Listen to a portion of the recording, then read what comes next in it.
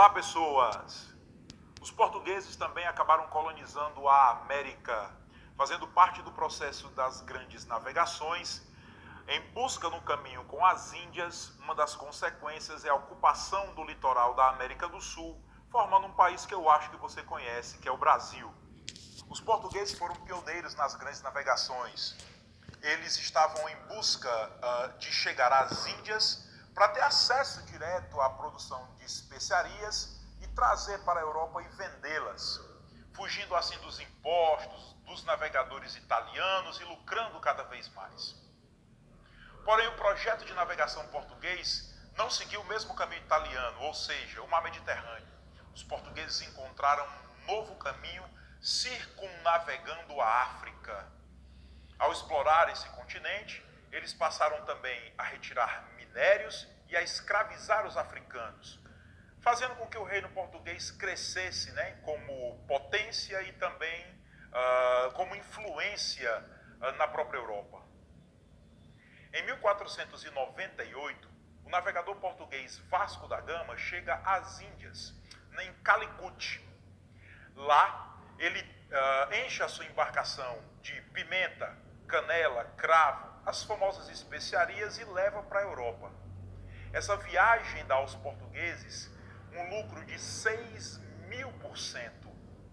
É tão lucrativo que imediatamente os portugueses se lançam numa nova empreitada, numa nova missão de ir buscar esses produtos nas Índias. E o navegador escolhido para essa missão é um cara que você também deve conhecer o nome, Pedro Álvares Cabral. Cabral sai de Portugal em 1500, 2 anos depois da viagem do Vasco da Gama, para você entender a pressa de chegar às Índias e lucrar. Mas antes ele tem uma missão. Antes de ir direto às Índias, ele deveria navegar o mais próximo possível ali do Tratado de Tordesilhas. Esse tratado você deve lembrar que dividiu o mundo entre Portugal e Espanha.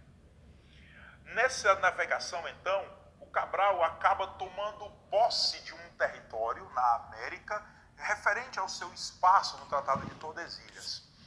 Essa posse, esse local, será chamado brevemente de Brasil.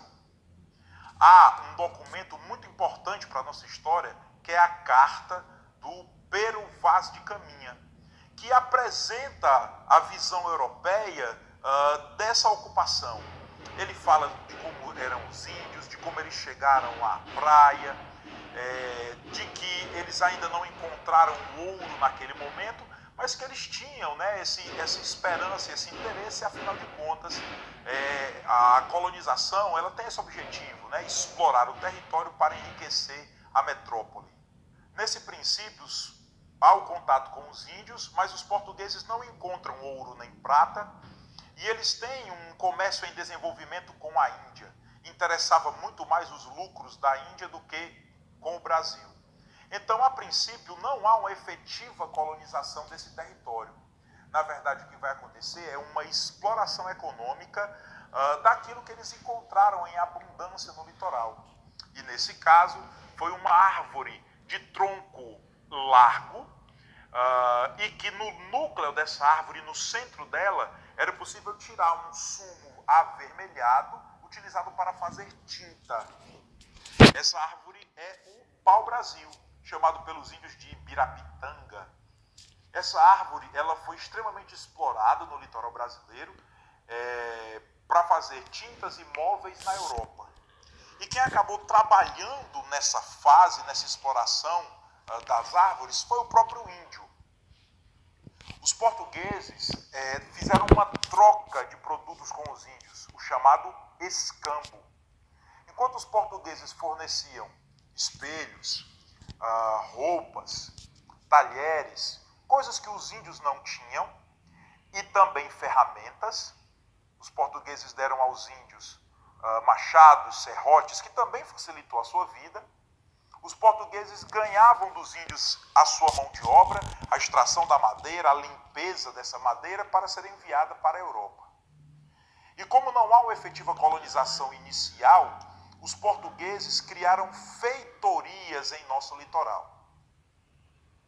As feitorias são espécies de fortes, onde as toras eram levadas, né, os troncos de madeira, e eles eram então limpos, colocados nos navios e levados para a Europa. Essa primeira fase da exploração do Brasil, da economia brasileira, né, a economia do pau-brasil, marcou o que nós chamamos de período pré-colonial. São 30 anos da história do Brasil, de 1500 a 1530, em que não há essa efetiva ocupação, há a exploração da mão de obra indígena através do escambo, para se reextrair o pau-brasil como forma de fazer tinta e móveis na Europa. Nesse período de 30 anos, nós vamos ter também um interesse dos franceses na economia colonial. Os franceses vinham para o Brasil desde o princípio, desde o começo ali dos 1500, tentar também piratear as toras de madeira do pau-brasil.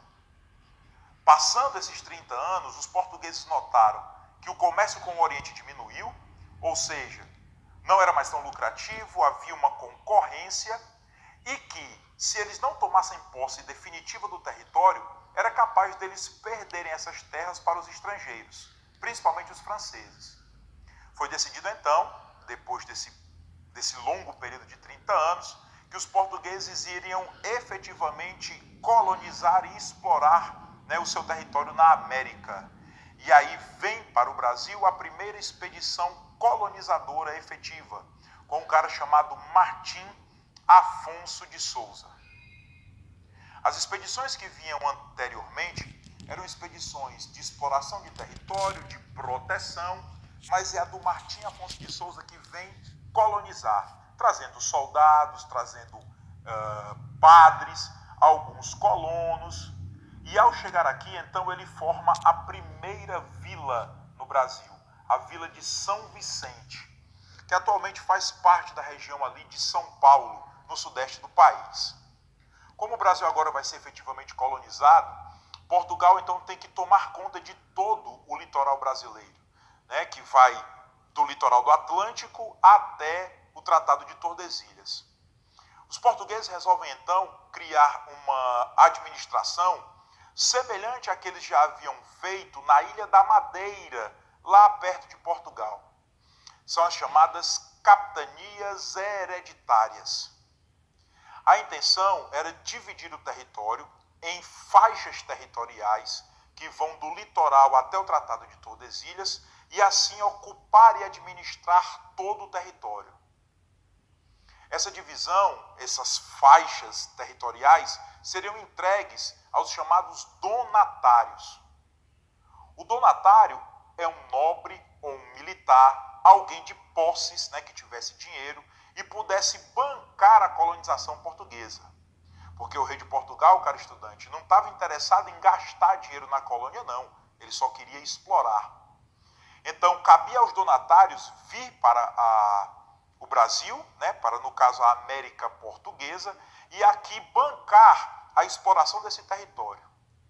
Ele tinha uma missão de defender, explorar e desenvolver esse território, podendo tirar dela riquezas, né, plantar explorando a economia e também fazer escravos. Apesar dos portugueses já terem usado as capitanias hereditárias na Ilha da Madeira, elas não foram um sucesso aqui no Brasil. E os fatores foram diversos. As capitanias hereditárias fracassaram porque havia uma distância muito grande entre o Brasil e Portugal. As notícias, as necessidades demoravam para chegar em Portugal e retornarem para o Brasil. As mensagens que levavam essas necessidades. Não havia estradas, uma estrutura de comunicação entre as capitanias. Os índios atacavam constantemente, dificultando a formação de vilas e cidades. Muitos dos donatários faliram ou não tiveram mesmo a vontade até de vir tomar posse das capitanias. De todas as 13 e depois 15 capitanias que foram formadas, somente 2 podemos dizer que vingaram. A de São Vicente, por ser a primeira vila e ter um investimento do governo, e a capitania de Pernambuco, que prosperou porque a economia açucareira deu muito certo. Lá, o solo e o clima foram perfeitos para essa produção e o Estado, então, e a capitania se desenvolveu. Devido ao fracasso, então, das capitanias hereditárias, o governo português resolveu criar uma nova administração. Diferentemente das capitanias, que o poder era descentralizado, os capitães donatários tinham muita autonomia no controle das capitanias, o governo português resolveu criar uma nova administração chamada de Governo Geral.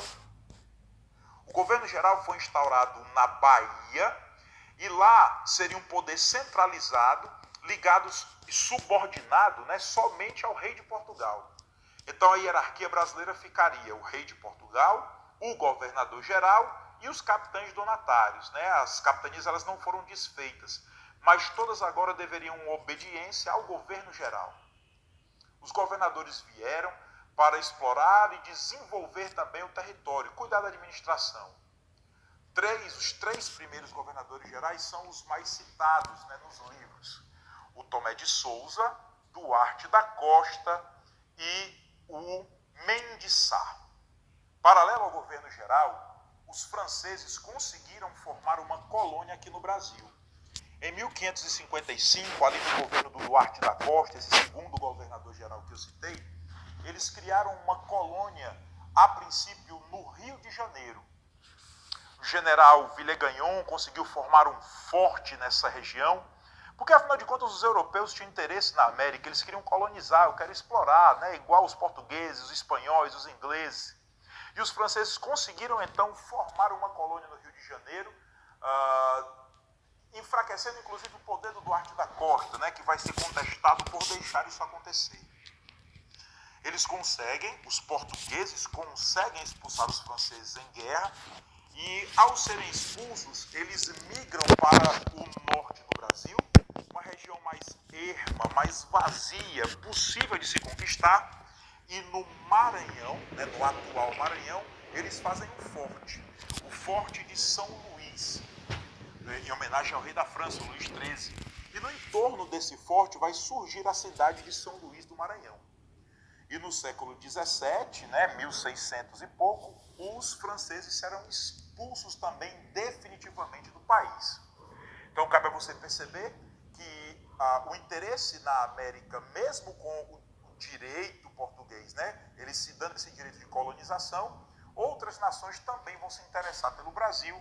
Futuramente serão os holandeses, e nós vamos observar isso futuramente.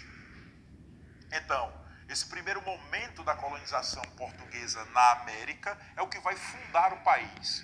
Vai fundar o Brasil numa economia voltada ao pau-brasil, sem uma colonização imediata, explorando a mão de obra indígena, até que depois, 30 anos depois, divide o território em capitanias hereditárias, com um poder descentralizado, e devido ao fracasso delas, nós vamos ter a centralização de poder no governo geral, a expulsão dos franceses do Brasil e o princípio do que é a nossa fase colonial. Para ver todo o restante do processo, nos acompanhe. Até a próxima.